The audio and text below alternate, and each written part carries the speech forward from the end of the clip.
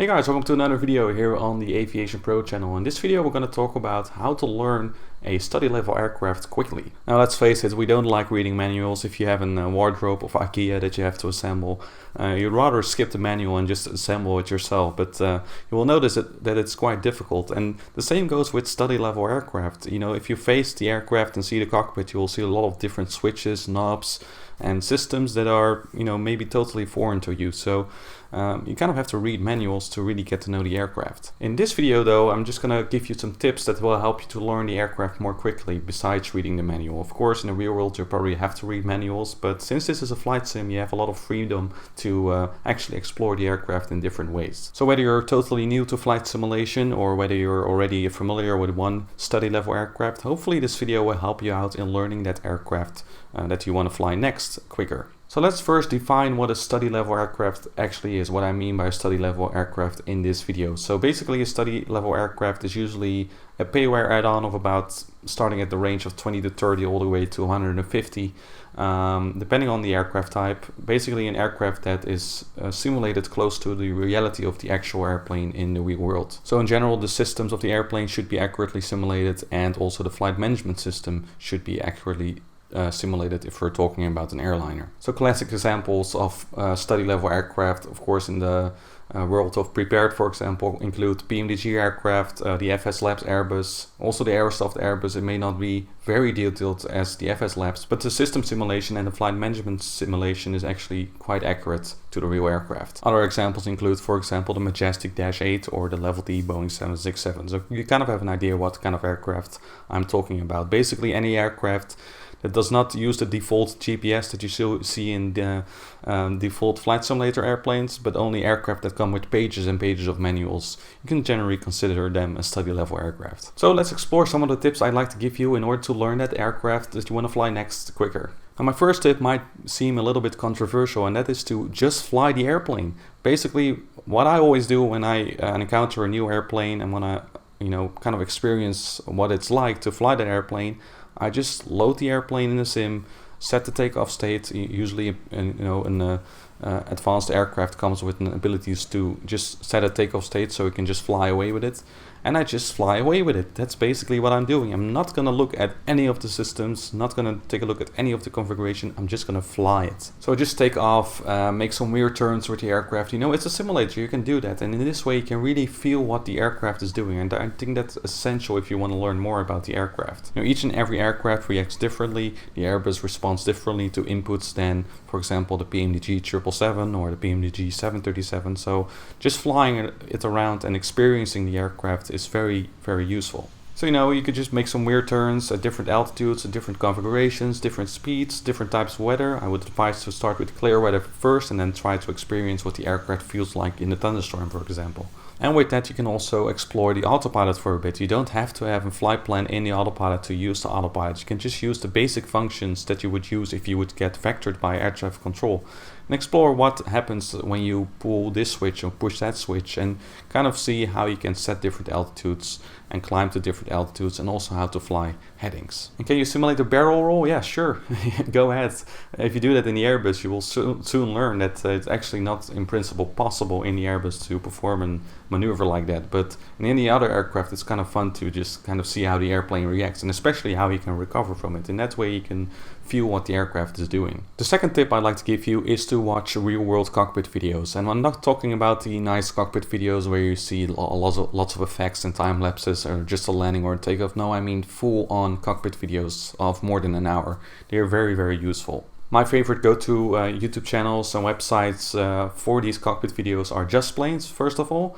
They have a great collection of DVDs that you can buy, and you can buy a specific airline, and it covers different flights on different aircraft types, and in that way you can learn a lot about what's going on in the actual cockpit in the real world. Another free alternative I would like to recommend is AirClips, a YouTube channel where they upload cockpit videos as well. For example, if you're trying to learn more about the PMDG 777, I would definitely recommend to watch the latest cockpit video of Lufthansa Cargo flying from Frankfurt to Tokyo and Seoul and back. Very, very useful, and you just see what's going on. You learn in a more active way. Just think about it this way, you know, sure you can read the manuals, but if you actually see what the pilots inside the cockpit are doing, you will start wondering things. You might see, for example, the captain flicking a certain switch and you might wondering what it's doing, and you can look it up and you can learn it that way. Or you might hear them announcing different call-outs, for example, during takeoff, and you can look up those call-outs in order to understand what they actually mean. And that's a much more active and fun way of learning, in my opinion. And I think that's definitely fruitful if you want to learn an airplane like this quicker. The third tip that I like to give you is to go through the panels step by step.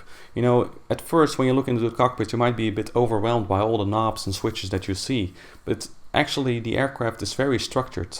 And if you just explore the panels step by step, you will, you know, be able to better learn about them. For example, you can start to look at the front, you know, look at the EFIS panel or the MCP. You can explore the different functions by just looking them up on Google, for example. You can just explore what each and every autopilot mode kind of does. Then, of course, when you look at the overhead panel, you'll also see a lot of different systems and acronyms. But, you know, you can just look up an acronym like ADIRU. What does it mean? Well, you just look it up, and in that way you can learn about that system. You can also take a look at, for example, the fuel panel.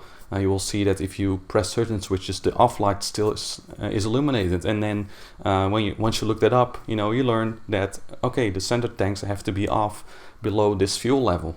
And when you check indeed the fuel level, you will see that the tank is indeed empty. So it makes sense. You know, in a way, all these systems make sense. And if you explore the panels step by step, I think you know, using your own interpretation, you can actually learn it a lot more quicker. Of course, this interpretation depends on your level of knowledge so far, but you know, again, it makes sense in a way. You know, fuel pumps have to pump fuel to the engines in some way, you know. The electrical system, there's a battery switch, and you know, there's an APU. Okay, what does an APU stand for? You looked it up. Okay, APU stands for auxiliary power unit. It can provide additional power. And then you look at the generators. Well, the engines have to be running to run the generator, you know. Step by step, you will learn that way about the aircraft. And by exploring each panel separately, I think that's very useful. The fourth tip that I like to give you is to watch a cold and dark startup tutorial. Now, in the real world, aircraft like airliners like the 777 or 737 don't really get started from cold and dark. They're basically on all the time. However, if you look up a cold and dark tutorial, especially a good one, you will learn a lot more about the systems, because starting up an aircraft from cold and dark really requires some system knowledge and knowing what's going on. So, for example, if you watch I don't want to brag about this, but if you watch my 747-400 cold and dark startup tutorial, you will see that I will go through all the systems that are relevant and kind of explain what each system does and why we turn it on or not, for example, you know, or why this switch is in a certain position rather than the other. So a cold and dark startup tutorial is really good to especially know the systems or get to know the systems of the airplane. And with that, of course, comes also the flight management system, usually included in cold and dark startup tutorials, in order to you know, get a first look at how the flight management system of that particular aircraft works. And that relates to my next tip number 5, and that is to, you know, really do the tutorial flights. Most payware add-ons like the PMDG aircraft or for example the Majestic Dash 8 come with flight tutorials, so a predefined flight that you can just you know, follow step by step, and then also program the flight management system using that tutorial. And that's very, very useful. Because then you have just one fixed route that you can focus on, and slowly, step by step, you can fill in the flight management system based on what's in the tutorial. Because if you're just gonna fly your own route, you know, you have to take a lot of other things into account. For example, the fuel weight and the balance, and you know, what route to take. But in that tutorial flight, that's already all done for you. All you have to focus on is on how to program the flight management system, and how to actually fly the airplane using it. And that again relates to my next tip number 6, and that's to, you know, fly a short route many times. Usually the tutorial flights are not that long routes, you know, about 1 to 2 hours. And if you just fly that route multiple times, you know, you keep it easy for yourselves. Because if you're gonna explore other airports and different SITs and star systems, you know, it is not very you know, useful for learning the actual flight management system, because you might get confused. And if you just stay on one route and then explore the flight management system that way, it will be much easier for you and you can learn quicker. And the last tip that I'd like to give you, tip number 7, is to focus on one aircraft type first. That's very, very essential. You know, aircraft are different. Even between the Boeings and between the Airbus, there will be differences. So, you know, don't try to learn a Boeing 737 at the same time as an A320, especially if you're just starting with flight simulation. It will not be of help. You will get confused by the different systems, and probably you won't have enough time anyways to really get an in-depth knowledge of either of the aircraft. So what I would recommend, especially if you're into the Boeing and the Airbus aircraft, you know, just pick one of your favorite aircraft. For example, I started with the Level D Boeing 767. This really helped me gaining more knowledge about the 737 later on, the 747 and the 777. You know, the Boeing aircraft are similar, but it's good to have a starting point. And if you are starting with the Boeings, I would definitely recommend the PMDG Boeing 737.